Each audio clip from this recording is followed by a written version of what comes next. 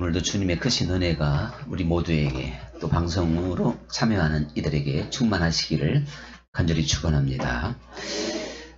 예수님께서 심령이 가난한 자는 복이 있다. 그들이 천국이 그들의 것입니다. 이렇게 말씀을 하셨는데, 가난한 자가 왜 복이 있는가?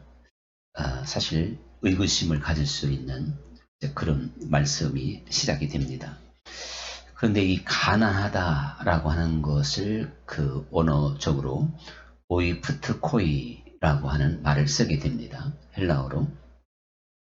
근데 이 말씀의 뜻은 한 사람이 완전히 이제 경제적인 용어인데 그 파산의 의미를 가지고 있습니다. 그래서 모든 것을 다 잃어버린 상태, 그것을 가난이다, 이렇게 원어적으로 설명하고 있는데, 그러니까 누군가는 의지할 수밖에 없는 그런 상태죠. 누군가의 도움이 절실한 상태. 아무것도 없는 무인도에서는 먹을 것이 있어야 하잖아요. 마실 게 있어야 하잖아요. 마치 그런 것처럼 아무것도 없는, 그야말로 의지할 것도 없고 붙잡을 것이 없기 때문에 누군가는 붙잡아줘야 되고 도와줘야 되는 이 상태가 바로 가난한 상태. 모든 걸 잃었기 때문에 우리가 육신적으로도 이렇게 가난할 때가 있겠죠. 그런데 예수님께서는 이렇게 심령이 그렇게 된 자가 복이 있다. 사실 초점이 이제 육신에게 있는 게 아니라 육신의 상황을 비유로 해서 우리의 심령이 이렇게 가난해진 자가 복이 있는 것이다. 이렇게 말씀을 하시게 됩니다. 말씀드린 대로 우리의 심령이 이만큼 가난해져야만이 우리는 주님을 필요로 하게끔 되어져 있습니다. 이거 하나님의 세계고 어쩔 수 없는 상황이죠. 탕자가 그 아버지를 절실히 필요로 했을 때가 언제냐? 바로 이 가난해진 상태. 요거는 이제 탕자는 자기가 의지하던 것, 쥐엄 열매까지도 이제 안 됐을 때, 얼마나 철저하게 끈질기게 세상 것을 한번 붙잡아 봤으면, 아니면 의지했으면 쥐엄 열매까지 한번 붙잡았을까요? 그런데 그것도 이제 대책이 아니라는 걸 알고 그 아버지를 간절히 원했죠. 그래서 그냥 품꾼의 하나라도 좋으니까, 이 얼마나 가난해진 마음입니까? 주님께서는 우리 모든 사람들의 마음이 이 탕자처럼 이렇게 가난해지지 아니하면 아버지께 돌아가지 않는 것이고, 주님을 부르지 않는 거예요.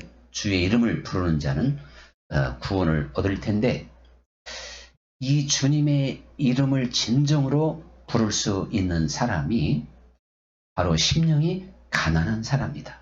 그들은 절실한 가운데에서 부르는 것이고, 심령이 가난해지다 보니까 주님이 그에게 얼마나 필요한 분이라고 하는 것을 깨닫게 되는 겁니다.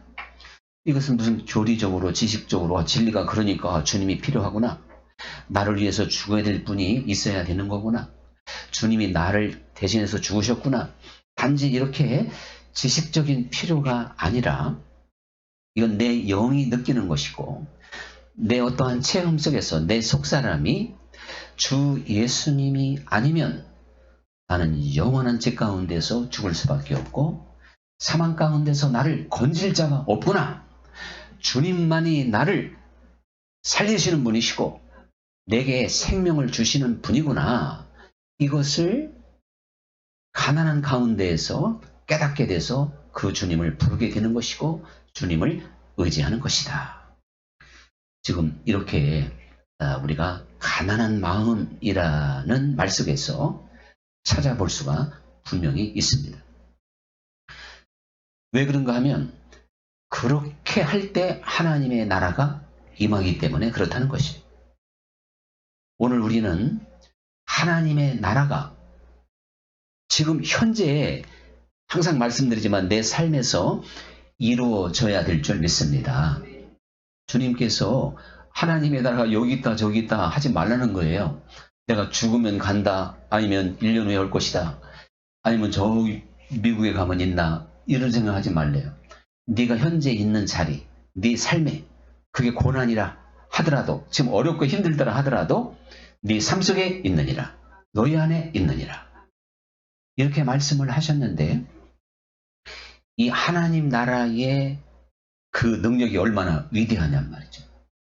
정말 하나님 나라처럼 강하고 하나님 나라처럼 아름다운 나라는 없을 줄 믿습니다. 우리가 호주머니에다가 현금 100만 원만 딱 넣고 가도 뭐 친구들이 모여서 아무리 비싼 음식을 먹어도 별로 기가 안 죽을 것 같아요. 카드는 다음 달에 갚아야 되니까 그럼 부담스러우니까 잘 안 내려고 그러는데, 현찰 그냥 내도 좋은 거. 자, 그런데 100만 원도 우리를 이렇게 조금 달라지게 만드는데, 아시는 대로 하나님의 나라를 소유하고 하나님 나라 안에서 사는 그 삶이라고 하는 건 정말 위대한 삶인 거예요. 근데 신약의 철저한 어떠한 진리는요, 하나님의 나라가 이미 우리에게 임했다는 거잖아요. 이걸 사실은 날마다 강조해도 부족함이 없어요.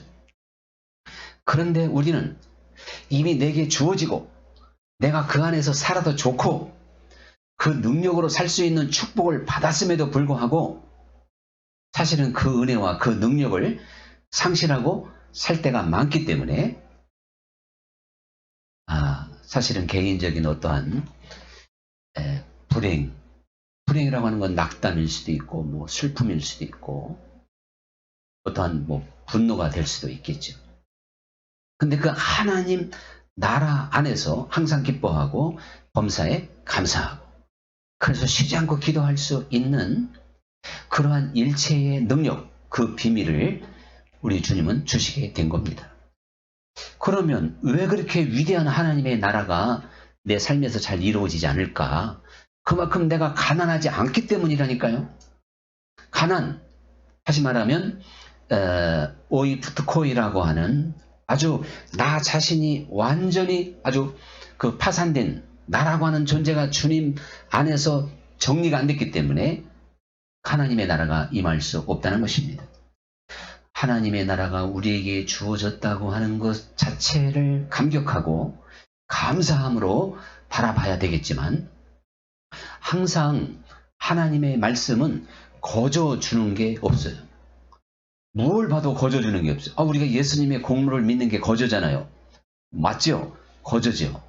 그런데 주님이 우리를 위해서 생명을 주셨기 때문에 진리를 알고 하나님의 말씀을 깨달으면 결국은 또 나를 십자가에 못 박아야 된다는 것을 우리에게 그렇게 인도하고 있습니다. 그러니 그냥 나는 십자가에 못 박지 않고 내 마음대로 살고 내 욕망대로 살고 주님이 나를 위해서 죽으셨으니까 이거 복음 만능주의고 아주 값싼 복음입니다. 그것이 사람들이 그냥 매력적이에요. 이게 기독교 2000년 역사라니까요.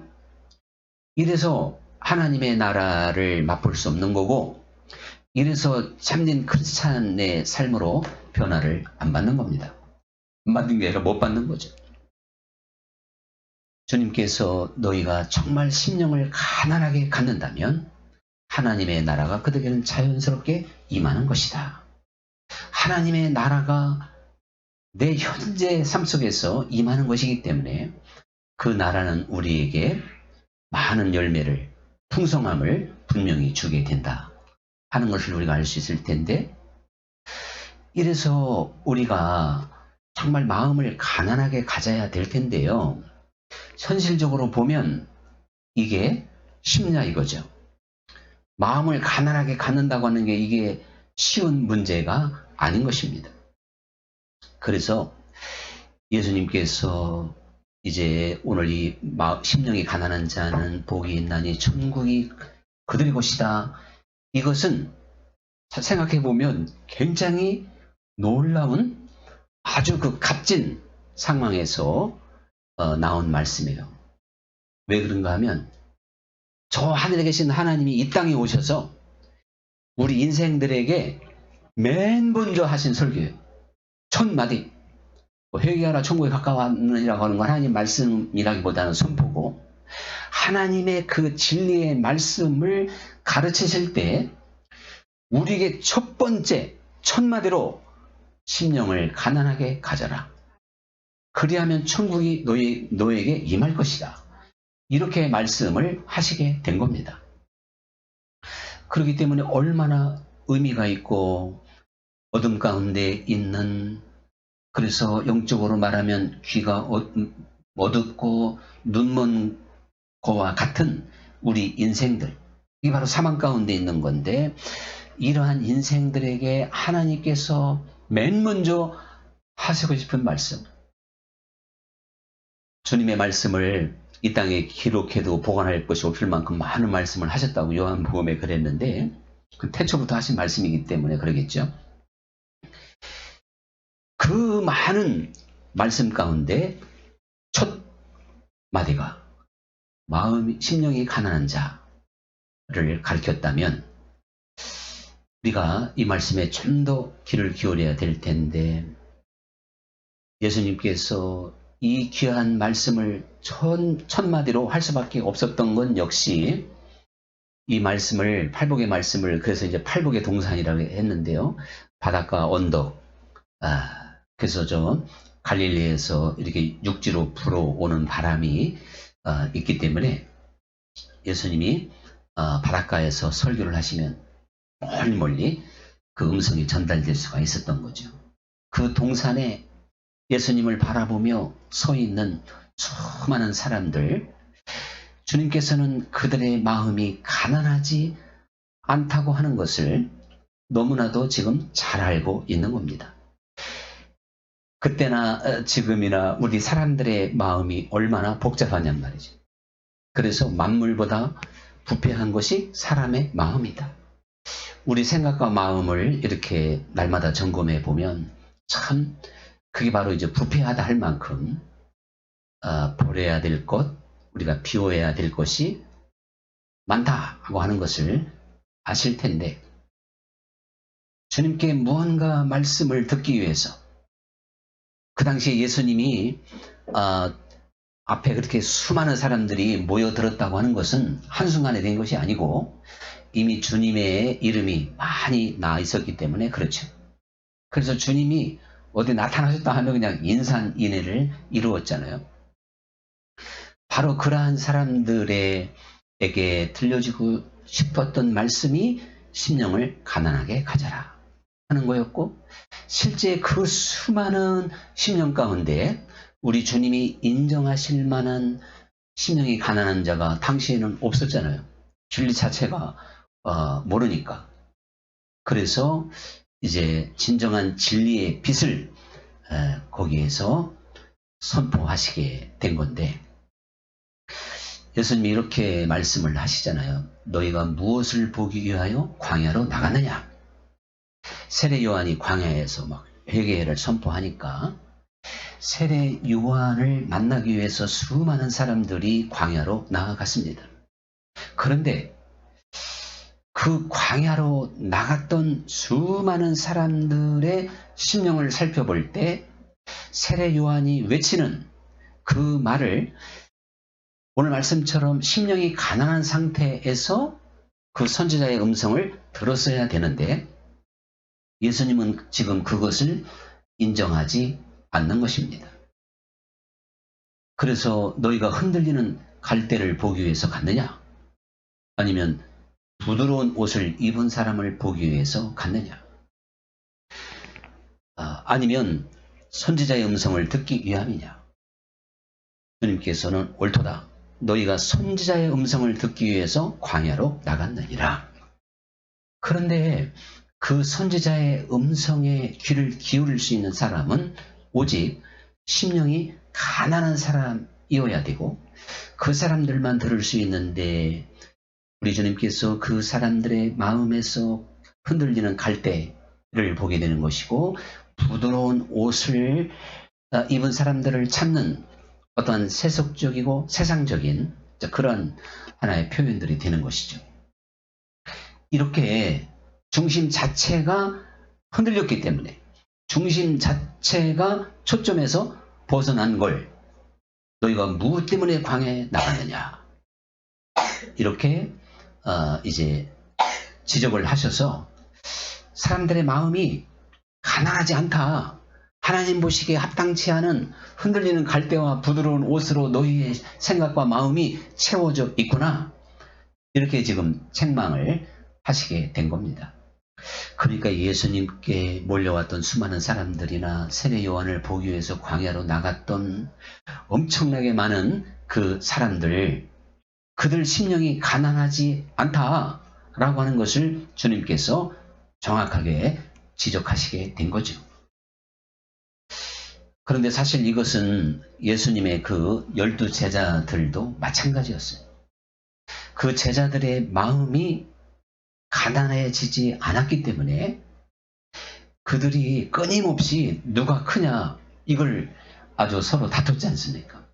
예수님이 죽기 직전까지 그들의 마음은 복잡했고 그래서 그들의 마음에 무너뜨릴 것, 그들의 마음에 뽑아야 할 것, 제거해야 될 것, 그래서 가난한 마음을 만들어야 되는데 뽑히고 뽑힌 그 제자들조차도 이렇게 가난한 마음을 갖기가 어렵단 말이죠.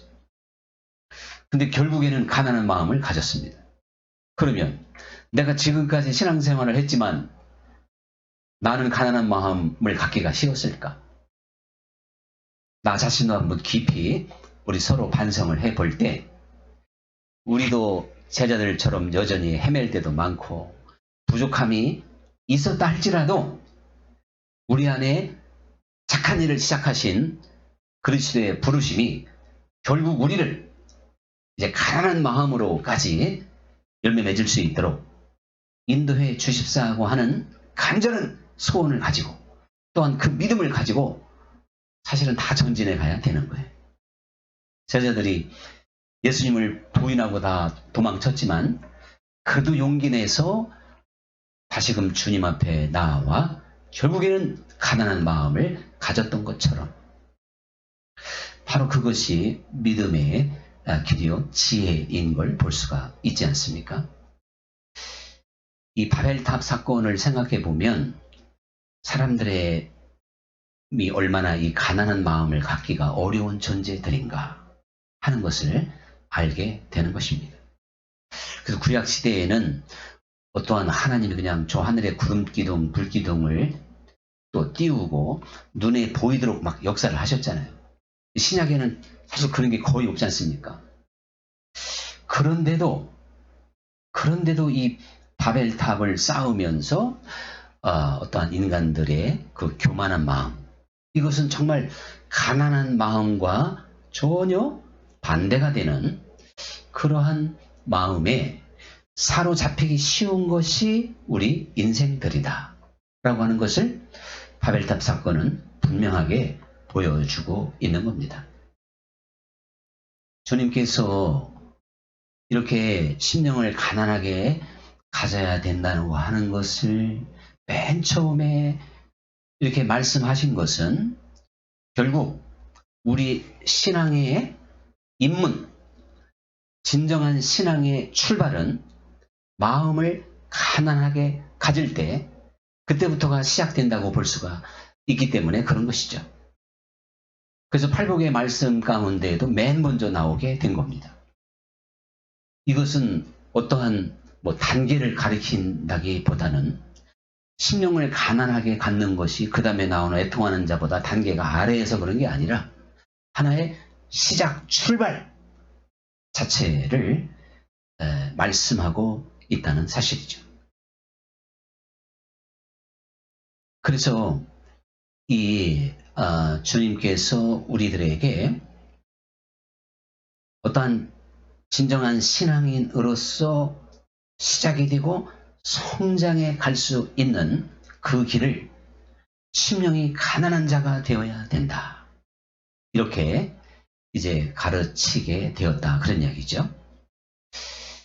그 예수님께서 천국 비유를 여러 가지로 들려주셨는데 오늘 이 주제에 맞는 그 비유를 한번 또 우리가 적용해 볼 필요가 있어요. 바로 무엇이냐면 밭에 감수인 보아의 비유입니다. 또 진주 장사의 비유입니다. 그 밭에 감추인 보아를 사기 위해서는요, 자기가 가지고 있는 모든 걸 다 정리해야 했잖아요. 또 아주 값진 진주를 사기 위해서 자기가 가지고 있는 진주 보석을 다 정리해야만이 그것을 살 수가 있었습니다. 주님께서 그러니까 좀 이런 계산을 천국 비유로 말씀하고 있단 말이죠. 우리도요, 주님께서 가르쳐 주신 이 계산을 절대 잊어서는 안 돼요. 이대로 해야 되는 것이에요. 우리가 내가 가지고 있는 걸 다 팔아버리지 않고 보화를 살 수 있다고 착각해서는 안 되는 거예요. 내가 가지고 있는 진주를 다 정리하지 않고는 참된 진주를 살 수 없다는 게 주님의 말씀인 겁니다. 그런데 이 정리하고 내려놓고 부시고 하는 게 뭐예요?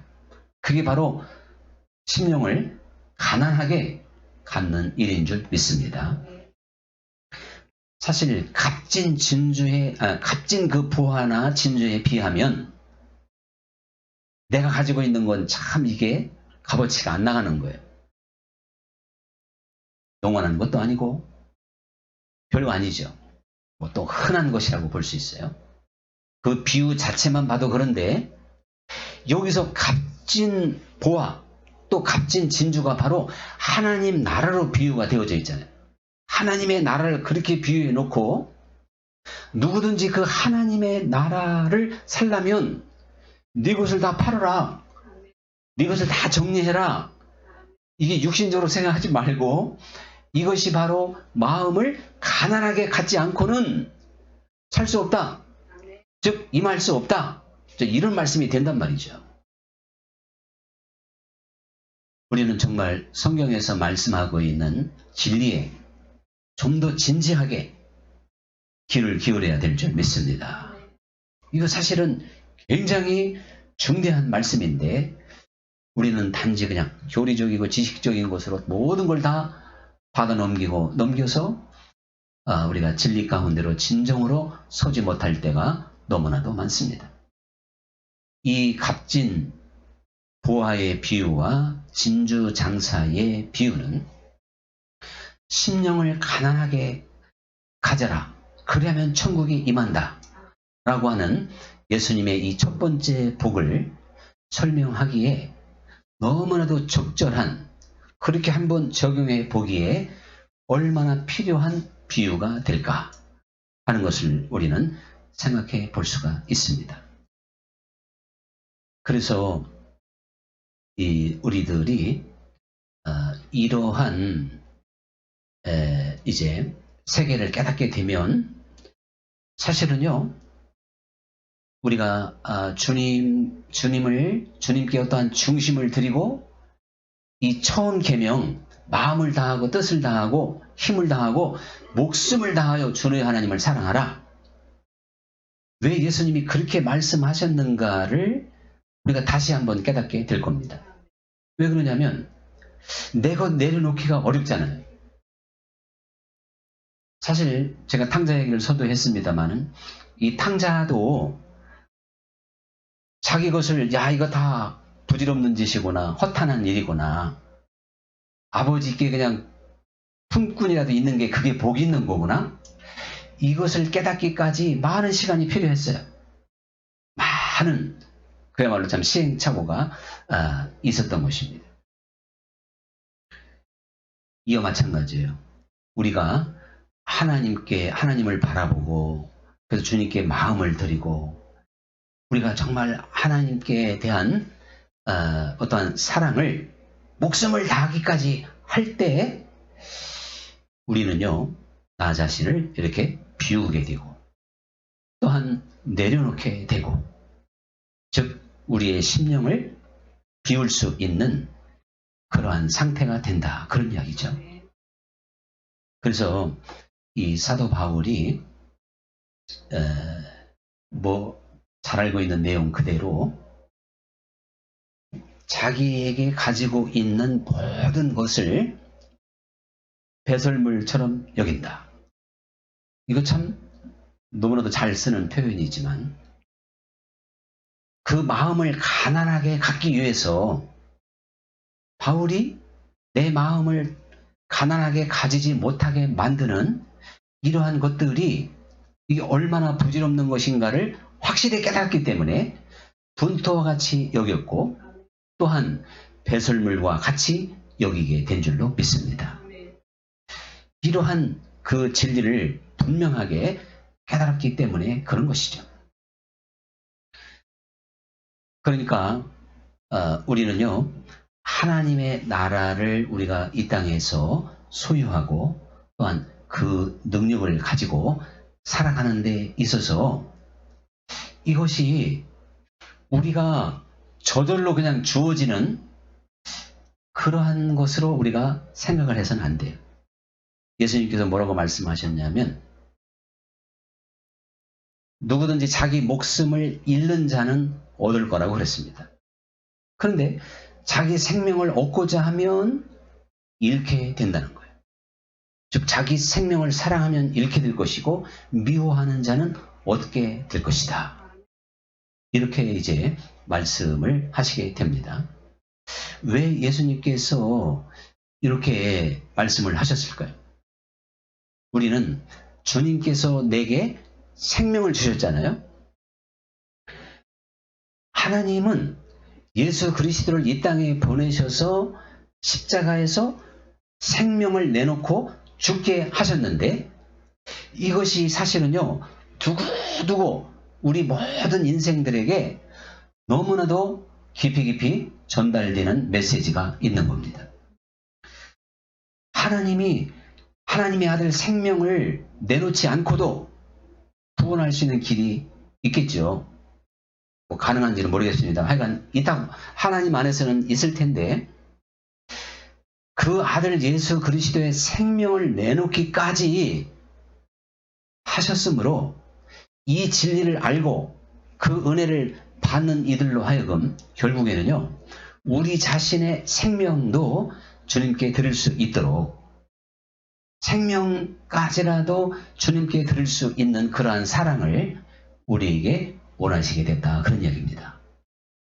그래서 이게 좀 어려운 거예요. 쉬운 것 같지만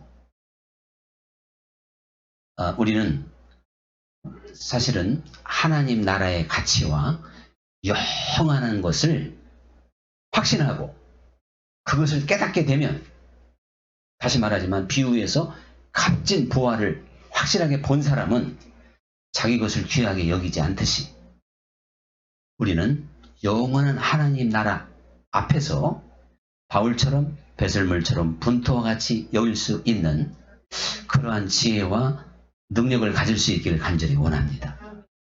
그러니까 이건 또 어려운 게 아닌 거예요. 내가 할 수가 없으니까. 주님이 우리의 눈을 열어주시고 내 귀를 열어주시면 내가 그것을 믿을 수 있으면 하게 될 줄 믿습니다. 아니 어떻게 이 세상에서 값어치 없는 걸 누가 택하겠냔 말이죠. 정말 생명처럼 귀한 것을 누구든지 택하게 될 줄 믿습니다. 이제 결론적으로 내가 날마다 신앙생활을 하고 있는데요.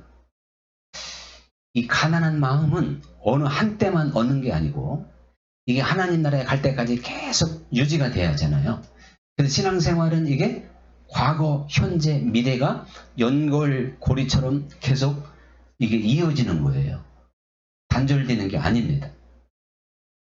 계속 연결돼야 되기 때문에 우리는 우리의 심령을 날마다 가난하게 갖기 위한 그런 주님을 바라보고 성령의 도움을 구하고 깨어서 기도할 수 있는 그러한 믿음 생활이 필요한 줄로 믿습니다. 자, 이제 오늘의 찬양 드리도록 하겠습니다.